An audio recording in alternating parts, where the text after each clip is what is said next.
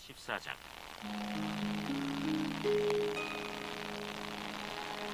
두로왕 히람이 다윗에게 사신들과 백향목과 석수와 목수를 보내 그의 궁전을 건축하게 하였더라. 다윗이 여호와께서 자기를 이스라엘의 왕으로 삼으신 줄을 깨달았으니 이는 그의 백성 이스라엘을 위하여 그의 나라가 높이 들림을 받았음을 알미였더라. 다윗이 예루살렘에서 또 아내들을 맞아 다윗이 다시 아들들과 딸들을 낳았으니 예루살렘에서 낳은 아들들의 이름은 삼무아와 소밥과 나단과 솔로몬과 이팔과 엘리수아와 엘벨렛과 노가와 네벡과 야비아와 엘리사마와 부엘리아다와 엘리벨렛이었더라. 다윗이 기름 부음을 받아 온 이스라엘의 왕이 되었다 함을 블레셋 사람들이 듣고 모든 블레셋 사람들이 다윗을 찾으러 올라오매 다윗이 듣고 대항하러 나갔으나 블레셋 사람들이 이미 이르러 르바임 골짜기로 쳐들어온지라. 다윗이 하나님께 물어 이르되 내가 블레셋 사람을 치러 올라가리이까 주께서 그들을 내 손에 넘기시겠나이까? 올라가라. 내가 그들을 네 손에 넘기리라. 이에 무리가 바알브라심으로 올라갔더니 다윗이 거기서 그들을 치고 다윗이 이르되 하나님이 물을 쪼갠같이 내 손으로 내 대적을 흩으셨다 함으로 그곳 이름을 바알브라심이라 부르니라.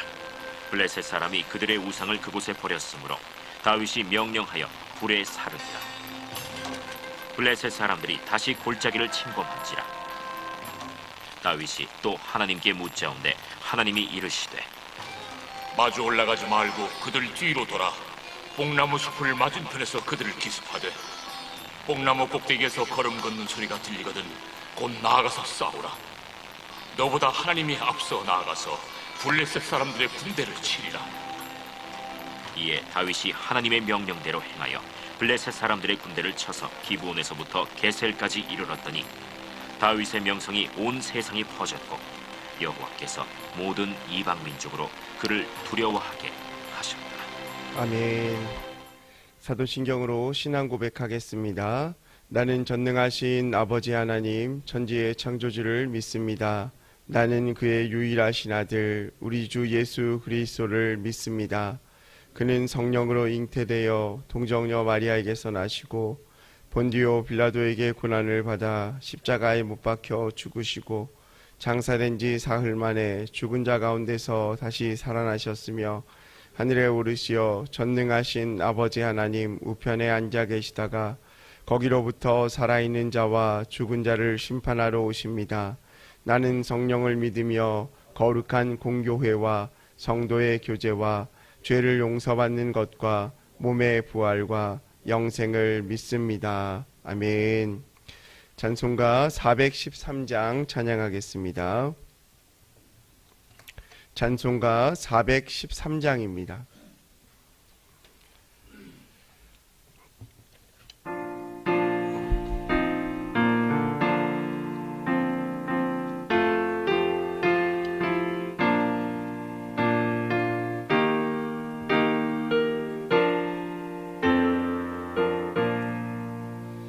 내 평생에 가는 길 순탄하여 늘 전전한 강 같은지 큰 풍파로 무섭고 어렵든지 나의 영혼은 늘 편하다. 내 영혼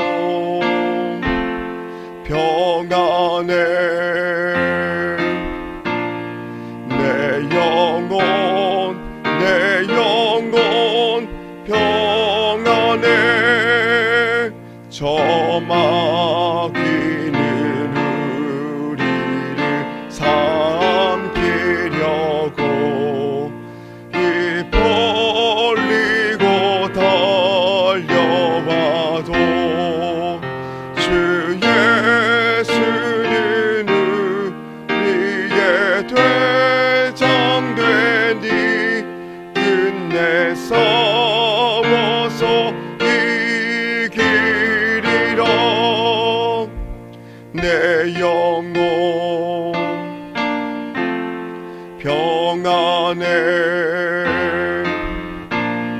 내 영혼 평안해. 내 지은 죄주 홍빛 같더라도 주 예수께 따르면 그 십자가 피로써 다 씻으사 있는 보다 더 정하리라. 내 영혼 평안해. 내 영혼 평안해. 저 공중에 구름이 일어나며 그 나팔이 울릴 때에 주 오셔서 세상을 심판해도 나의 영혼은 없으리. 내 영혼 평안해. 내 영혼 평안해. 아멘. 오늘 우리에게 주시는 하나님의 말씀은 사사기 6장 1절에서 6절까지 말씀입니다. 구약 성경 369면에 있는 사사기 6장 1절에서 6절까지 말씀입니다. 하나님의 말씀을 다 함께 읽겠습니다. 이스라엘 자손이 또 여호와의 목전에 악을 행하였으므로 여호와께서 7년 동안 그들을 미디안의 손에 넘겨주시니 미디안의 손이 이스라엘을 이긴지라. 이스라엘 자손이 미디안으로 말미암아 산에서 웅덩이와 굴과 산성을 자기들을 위하여 만들었으며 이스라엘이 파종한 때면 미디안과 아말렉과 동방 사람들이 치러 올라와서 진을 치고 가사에 이르도록 토지 소산을 멸하여 이스라엘 가운데에 먹을 것을 남겨두지 아니하며 양이나 소나 나귀도 남기지 아니하니 이는 그들이 그들의 짐승과 장막을 가지고 올라와 메뚜기 떼같이 많이 들어오니 그 사람과 낙타가 무수함이라. 그들이 그 땅에 들어와 멸하려 하니 이스라엘이 미디안으로 말미암아 궁핍함이 심한지라. 이에 이스라엘 자손이 여호와께 부르짖었더라. 아멘. 예물 봉헌하겠습니다. 양은영 원사님 감사원금 무명으로 감사원금 드렸습니다. 1,000번째 예물 조근우 장로님, 김필령 원사님, 황희돈 집사님, 이승길 집사님 무명으로 2분 드리셨습니다. 김서율, 박연희, 김봉재, 유예림, 김혜자, 유용선, 유준경, 김준우, 김준성, 오선경, 김유신, 장진혁, 장규식, 김정옥, 장진용 성도님 예물 드렸습니다. 기도하겠습니다. 사랑과 은혜가 풍성하신 하나님 아버지 감사합니다. 오늘도 우리에게 새날 허락하셔서 하루의 첫 시간 주님 앞에 나와 예배하며 우리의 삶의 주권자 되신 하나님을 바라보며 찬양하게 하시니 감사합니다. 우리의 모든 삶의 은혜가 하나님께 있음을 믿음으로 고백하며 하루의 첫 시간 주님 앞에 드리오니 주님 이 시간 은혜 내려주시고 우리 가운데 임재하여 주시옵소서. 특별히 주님 앞에 나와 예물 드리며 기도 제목을 올려드린 손길들이 있습니다. 하나님 그 기도의 제목들마다 주님께서 들으시고 하나님의 뜻 가운데 신실하게 응답하여 주옵소서. 또한 간절한 마음을 가지고 이 시간 생명의 주관자 되신 주님 앞에 간구함으로 나아가는 성도님들 한 분 한 분의 삶들을 지켜주시고 가정과 직장과 자녀와 모든 삶의 기도 가운데 주님께서 응답하여 주옵소서. 특별히 하나님 교회를 지켜주옵소서. 담임 목사님 지금 안식월 가운데 슐타 중에 계신데 그곳 가운데서도 많은 사역들이 있습니다. 사역 가운데 은혜 주시고 주님께서 성령 충만함으로 또한 회복의 은총을 허락하여 주시고 또 남겨진 교회 가운데도 하나님께서 지켜주셔서 주의 교회가 하나님의 말씀 가운데 또한 주의 능력 가운데 온전히 세워지며 보호받고 풍성한 은혜가 넘치는 교회 될 수 있도록 인도하여 주옵소서.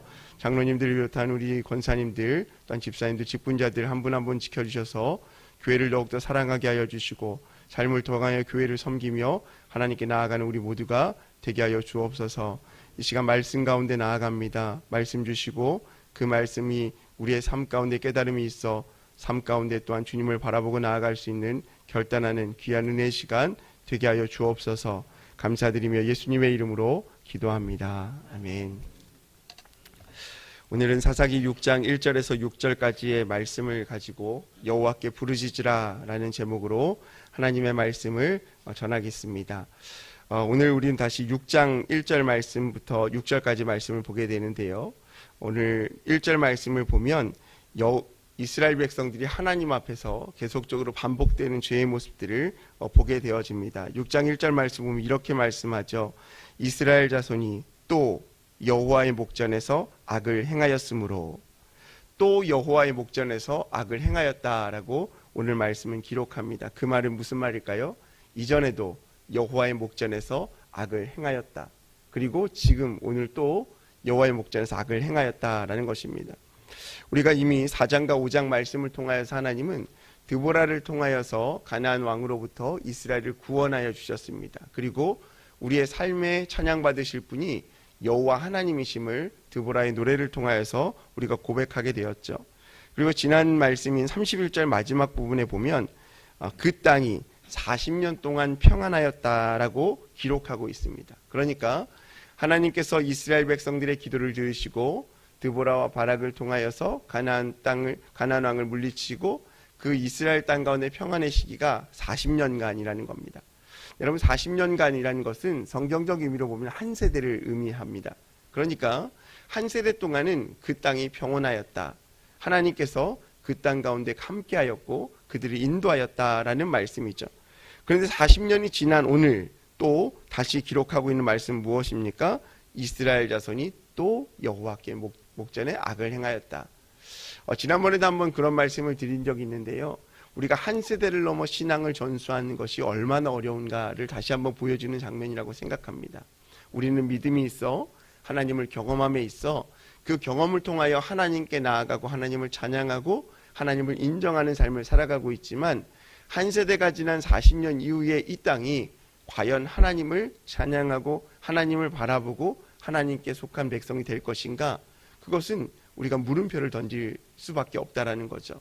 언젠가는 우리도 하나님 앞에 또 범죄하여서 하나님의 심판과 하나님의 긍휼을 기다릴 때가 또 있음을 설명하고 있습니다. 결국 이스라엘의 역사가 계속적으로 반복되는 모습을 보면 세상과 타협하고 또 심판을 받고 그 심판 가운데 여호와께 부르짖고 또 사사를 통하여 회복해 가죠. 이 과정들이 계속적으로 이루어지는 것이죠. 오늘 이 6장 1절부터 6절까지의 말씀 가운데 이스라엘 백성들의 문제는 무엇입니까? 미디안 족속으로 말미암아 또한 그들이 심판받고 또 고통받고 메뚜기 떼와 같은 그런 고난들을 그들이 받았다라는 것을 오늘 말씀은 설명하고 있습니다.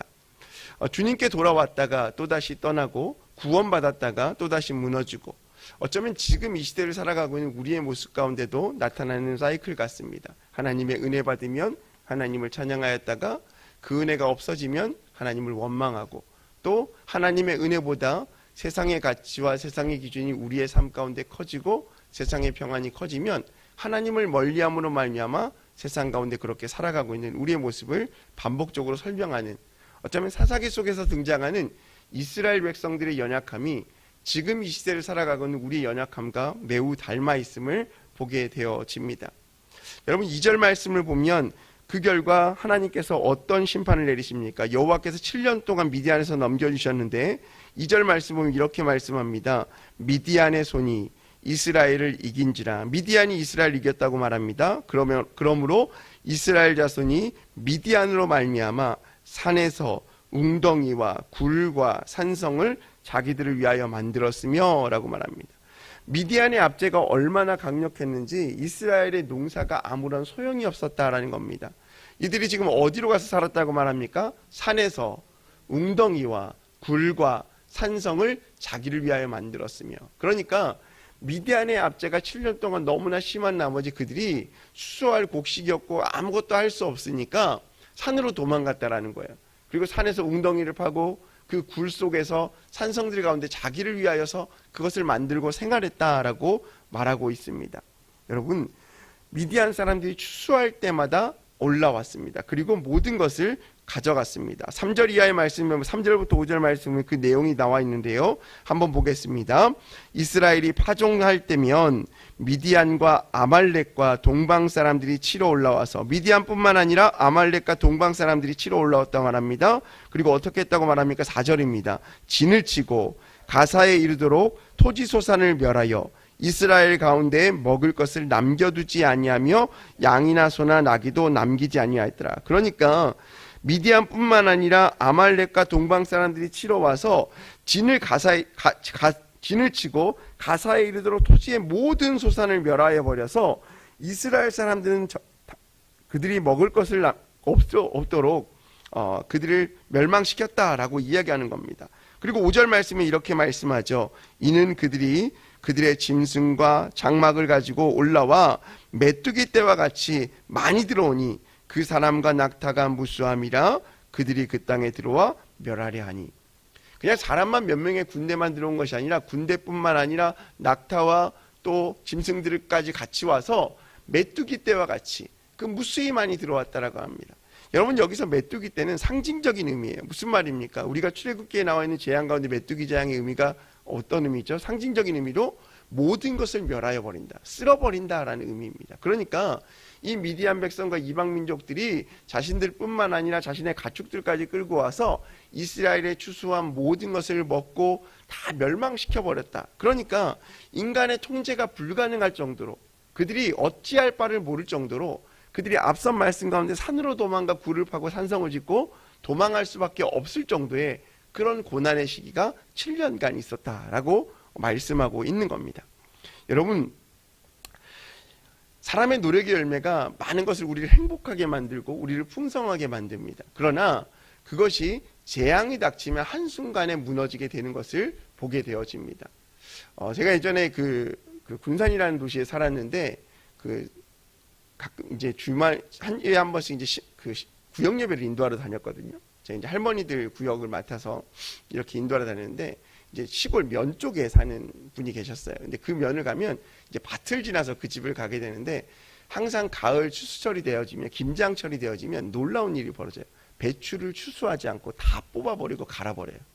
근데 그 밭은 매년 갈아요. 왜 그럴까? 제가 물어봤어요. 왜 저 밭은 배추가 저렇게 잘 자라는데 뽑지 않고 갈아버립니까? 라고 얘기했더니, 배추를 뽑아서 파는 것보다 갈아서 보상받는 게 더 돈이 돼요 라는 거예요. 자, 그러면 사람들이 생각에 배추 농사가 올해는 풍년이라는 의미예요. 그렇죠? 여름에 되면 무안지역에도 양파가 참 잘 되거든요. 근데 양파가 참 싸지만 어느 농장은 그 양파를 다 갈아엎어요. 왜냐하면 보상받는 게 자기가 추수해서 파는 것보다 더 보상을 많이 받기 때문에 그래요. 자, 풍년일 때는 갈아엎어요. 근데 반대로 그러면 사람들의 생각에 올해는 김장이 배추가 너무나 싸서 돈이 안 돼. 내년에 그 농부가 배추를 많이 심을까요? 적게 심을까요? 적게 심어요. 그러면 그때는 배추가 비쌀까요? 안 비쌀까요? 비싸져요. 사람의 노력으로 그렇게 돼요. 그런데 사람의 노력뿐만 아니라 하나님이 주관하시는 일기에 따라서도 사람이 아무리 수고해도 병충해가 들고 또 수해가 들고 또 해가 나지 않으면 그 작물이 잘 자라지 못해서 비싸지기도 하고 때로는 풍년으로 말미암아 싸지기도 한다라는 거예요. 결국에는 무엇을 의미합니까? 인간의 노력으로는 세상의 것을 가늠할 수 없다라는 거예요. 이것을 우리가 생각하고 있죠. 그런데 우리는 어떤 생각을 하고 있냐면, 내가 삶 속에서 풍성하고 내가 많은 것을 누리게 되어지면 내가 이것을 통제 가능하다라고 생각해요. 농사뿐만 아니라 우리의 삶의 순간 가운데도 내가 누려지는 많은 일들, 내가 경험했던 성공했던 많은 경험들이, 이 경험에 대해서는 하나님의 일보다 나의 경험이 더 크고 나의 경험이 더 우선하고 나의 경험으로 이것을 다 이길 수 있다라고 생각하는 경우가 많다라는 거예요. 그런데 그것이 무너지는 것은 한순간이다라는 거예요. 오늘 이스라엘 백성들이 하나님으로부터 멸망당하고 심판받은 이유가 무엇입니까? 1절 말씀이 이야기한 것처럼 또 여호와의 목전에서 악을 행하였으므로라는 거예요. 그 말은 민족 가운데 그들의 삶 가운데 여호와가 없음으로 말미암아 그들이 미디안과 아말렉과 동방 사람으로부터 재앙을 당했고 자신의 노력과 모든 것이 허무하게 마치 메뚜기 떼가 훑고 지나가는 것처럼 통제 불가능한 때로 갔다라는 것을 말씀하고 있는 것입니다. 여러분, 이스라엘 백성이 은밀하게 곡식을 심었습니다. 그렇지만 그들은 공개적으로 약탈을 당했습니다. 결국 그들의 삶은 어떻게 됐습니까? 산과 동굴에 숨어서 살아갈 수밖에 없게 되었다라는 거죠. 6절 말씀은 이렇게 기록합니다. 한번 6절 말씀을 보겠습니다. 이스라엘이 미디안으로 말미암아 궁핍함이 심한지라 이에 이스라엘 자손이 여호와께 부르짖었더라. 어떻게 말하고 있습니까? 미디안으로 말미암아 어떻게 됐다고요? 궁핍함이 심한지라. 원문의 의미를 보면 이 궁핍함이 심한지라의 의미는 몹시 쇠약하여 굴복했다라는 의미예요. 단순히 음식이 없었다라는 의미가 아니라 자신이 모든 것을 쇠약하여 미디안 백성에 굴복할 수밖에 없는 그런 상황들을 담고 있다라는 겁니다. 그 말은 무슨 말입니까? 이제 자신의 힘으로는 아무것도 할 수 없는 상태가 이르렀다라는 거예요. 이럴 때 이스라엘 백성들이 어떻게 합니까? 후반절에 보면 여호와께 어떻게 했다고요? 부르짖었더라. 우리의 모습과 너무나 같아요. 내가 할 수 없습니다. 나는 아무것도 할 수 없어요. 그러니까 하나님을 의지할 수밖에 없죠. 그런데 따지고 보면 하나님은 이걸 원하고 계셨어요. 무슨 말입니까? 이 삶의 주권자가 누구인가? 세상의 주관자가 누구인가? 이스라엘 백성들을 지금까지 이끌고 온 분이 누구인가? 그 하나님을 바라보라는 거예요. 여호와께 부르짖었다라는 것은 내가 잘못했습니다라는 회개의 의미도 있지만 나의 삶의 온전한 주인이 하나님이심을 믿는다는 믿음의 고백 또한 되어진다라는 것이죠. 여러분, 우리의 삶 가운데도 매일 아침에 나의 능력으로도 모든 것을 할 수 있지만 하나님께 부르짖는 이유가 무엇입니까? 첫 번째는 우리의 삶의 주권이 하나님께 있음을 인정하는 겁니다. 두 번째는 우리가 그 삶의 주권으로 말미암아 하나님을 의지함으로 세상 가운데 승리할 수 있다고 믿는 그 믿음 때문인 줄로 믿습니다. 여러분, 우리는 오늘 이 말씀을 통하여 분명하게 가르쳐주는 한 가지 사실이 있습니다. 그것은 하나님 없이도 번영할 수도 있다라고 생각하는 교만의 문제는 결국 파멸로 이끌어 간다라는 것입니다. 다시 말하면 이 문제는 무엇입니까? 우리는 누구를 바라봐야 된다라는 거예요. 그럼에도 불구하고 어떠한 상황에서라도 우리는 하나님을 바라보아야 한다라는 것입니다. 우리의 삶 가운데 하나님을 중심에 두지 않고 어떻게 성공을 이룰 수 있을까요? 따지고 보면 하나님이 계시지 않는 성공은 성공이 아니라 결국 파멸의 길로 가고 있는 오늘 이스라엘 백성의 모습이라고 할 수 있는 것입니다. 여러분, 신앙이 없는 계획은요 결국 허망해지는 겁니다. 우리가 많은 것을 이룬 것 같지만 뭔가 공허해지고 뭔가 부족한 것 같이 느껴지는 이유는 무엇입니까? 그 일 가운데 결과적으로는 성공했지만 그 과정 가운데 우리가 하나님께 나아가지 않았기 때문에 허망해지는 것이죠. 또 기도가 없이 우리가 성공하면 어떤 마음이 들죠? 교만할 수 있습니다. 하지만 결국에는 무너지죠. 왜 그렇습니까? 기도가 사라진 수고는 결국 오늘 말씀처럼 메뚜기 떼 앞에 우리의 모든 수고가 사라질 수밖에 없기 때문에 그렇습니다. 사랑하는 성도 여러분, 오늘 말씀 가운데 우리가 꼭 기억해야 될 말씀은 무엇입니까? 6절 마지막 절의 말씀입니다. 여호와께 부르짖었더라. 우리의 인생이 어떠한 상황이라 할지라도 여호와께 부르짖는 신앙이 되었으면 좋겠습니다. 여호와께 부르짖는 것만이 우리의 삶 가운데 답임을 기억하시기 바랍니다. 그 응답이 어떻게 우리에게 온다 할지라도 모든 상황 가운데서 하나님만 바라보고 하나님을 의지하고 하나님의 뜻을 기대하는 저와 여러분의 삶이 되시기를 주님의 이름으로 소망합니다. 우리의 상황 가운데 가장 큰 기적은 상황의 변화가 아니라 우리의 마음의 변화인 줄 믿습니다. 우리의 마음의 중심 가운데 오직 하나님만을 생각하고 주님만을 의지하고 주님과 동행함으로 하나님께서 주신 복된 삶을 살아가는 저와 여러분의 삶이 되시기를 주님의 이름으로 소망합니다. 우리 시간 함께 기도하겠습니다. 금주의 기도 제목 가지고 함께 기도합니다. 함께 읽겠습니다. 예수님의 섬김을 담게 하소서. 교회와 담임 목사님을 위해 또 무더운 여름 세런들의 건강과 영적 성장을 위해 유치부 여름 성경학교를 위해서 함께 기도합시다. 우리가 예수님의 섬김을 닮아가는 신앙생활 되게 하시고 또 교회와 담임 목사님 사역을 위해서 날씨가 많이 무덥습니다.